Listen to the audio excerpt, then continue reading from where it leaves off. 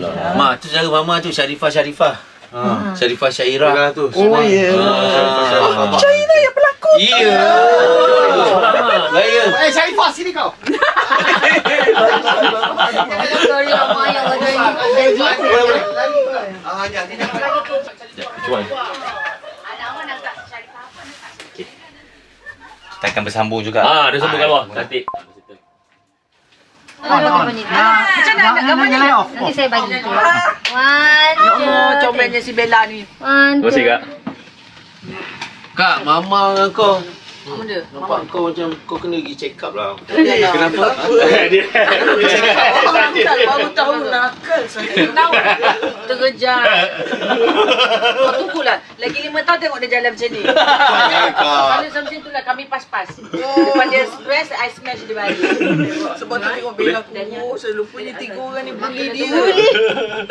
Tapi kan ini tak tempat baik tau. healing dia lah sebenarnya. Tapi ni Dah Kak, kau gini, dia pergi dialisis ni.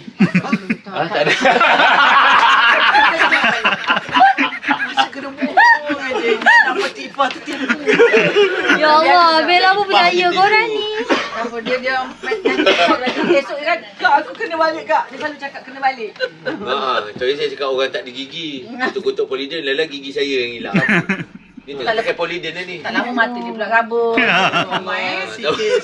Sikit-sikit Allah tarik nikmat mah. Makan mewah ni gaut. Siapa gaut? Ni. Kaya gaut. Nabi makan apa? Makan wagyu mah hari-hari. Saya ajak pergi gerai tak nak. Ha? Kita ada cerita lagi tak? Masih lagi ni. Buat muka macam ni aku ajak. Dia bagian Dia ambil farmasi apa? kan. Dia Oh, bagi dia farmasi. analisis. Bukan. Dia bagi Buat dia analisis kerja lain perubatan. Dia pun ada PhD dia. Jadi ini Hantar kat dia track ambil ke? empat. Dia ambil tiap hari. Ini ada gambar ni. Gambar Boleh pakai. Nanti buat apa? Nanti beritahu mah. nanti Ni pun Apa dia teruk kerja? ni. Ini lagi teruk ni mah. Kadang-kadang ada lah di Ini darah tinggi. Buat apa untuk? Gaut.